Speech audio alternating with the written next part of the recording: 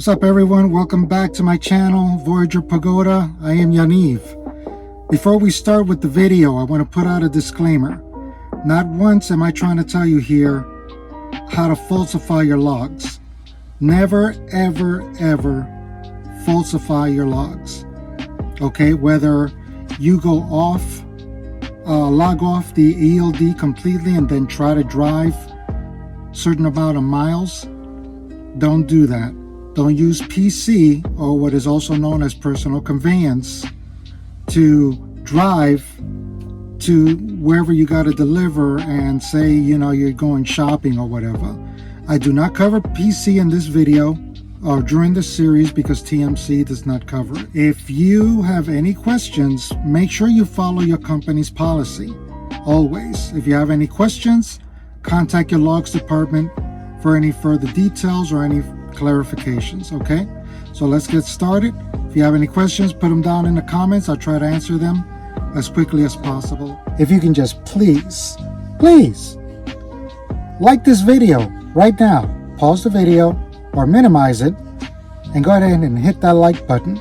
If you haven't subscribed, please subscribe and make sure you hit the bell so you can get all the notifications whenever I post more videos. It would really help out my channel to grow. Thanks. Have a good one.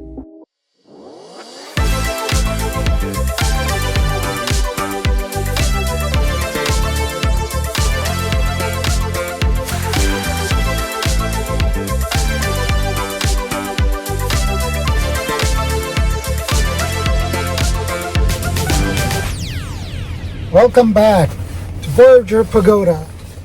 I'm Yaniv.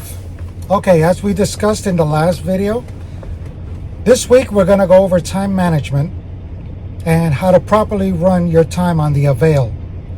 So let's take a look at the Avail real quick.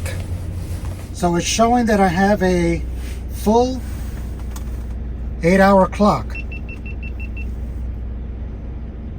That was my GoPro shutting off because I wasn't recording. So if we go here, by the way, this is ran by PeopleNet. Some other companies may use something different, but this is what we're using. So we're going to go here. I'm going to bring this down.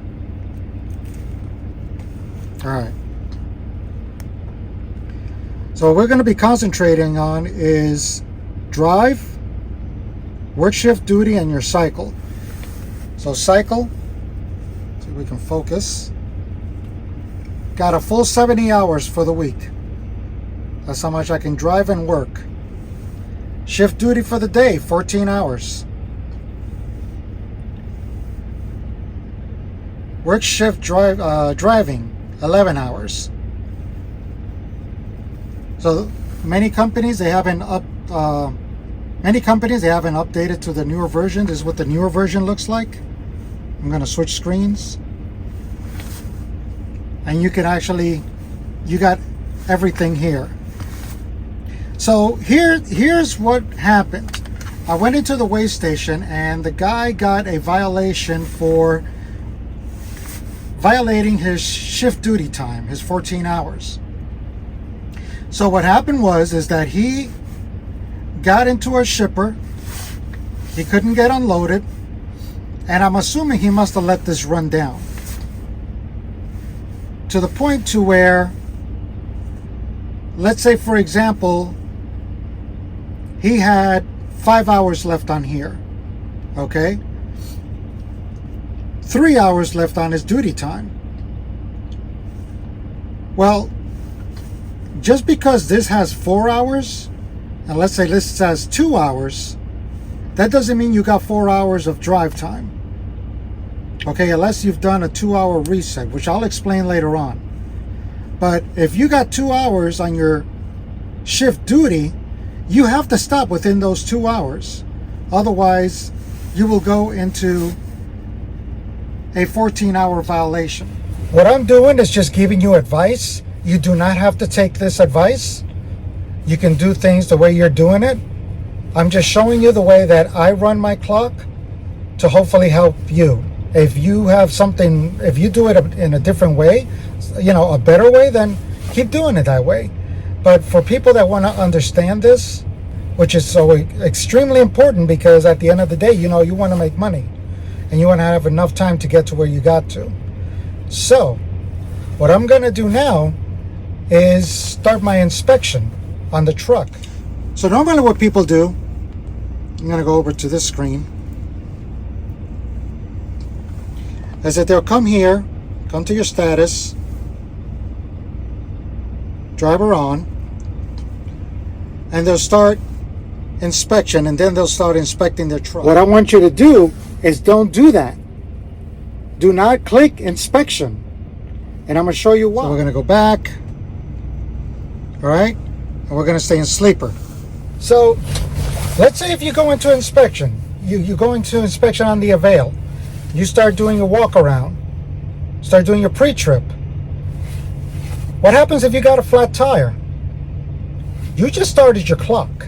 Once you start your clock, this duty shift, this 14-hour duty shift, is going to start counting down. Once you start this, there is no stopping it. You'll have the drive time, but you'll have started that, and you don't want to do that. So let's just say you find something wrong with the truck or the trailer. You're still in sleeper berth. You can go ahead and call your dispatcher. You can call road repair. You can tell them, hey, I got a problem with the truck. I got a problem with the trailer. They'll probably have you send in a breakdown. And depending what it is, either they'll send you somewhere or somebody will come and fix it. Like if it's a flat tire, then they'll send somebody out here to change your tire. But guess what? You're still in sleeper berth. You have not touched your clock, which means by the time they're done, you'll have all your hours. You go back, re-inspect the truck.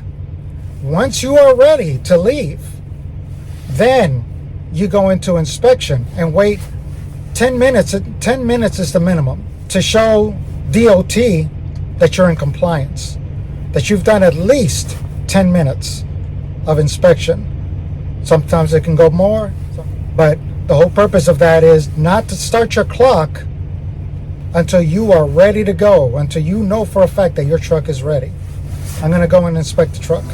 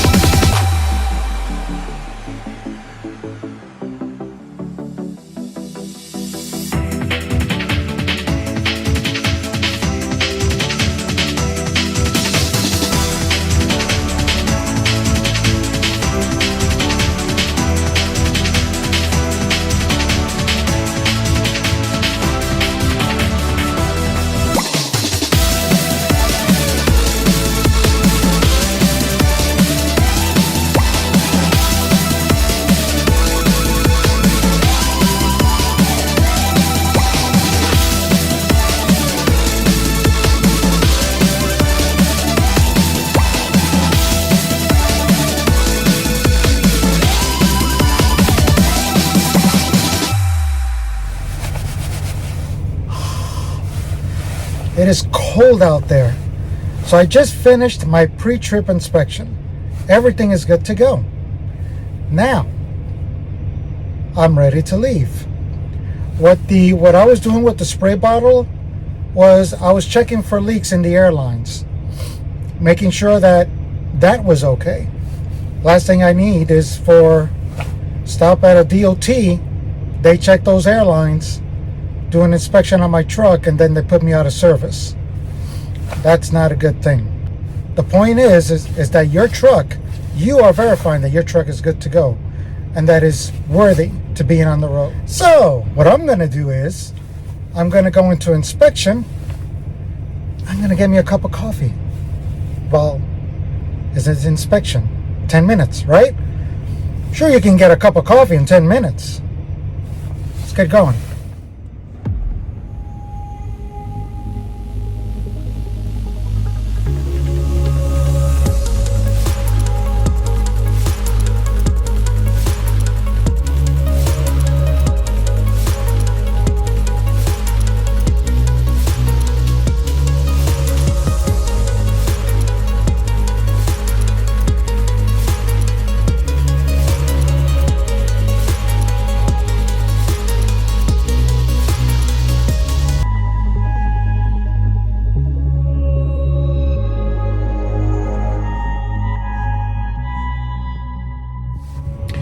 Okay, so that's it. Gonna hit the road now.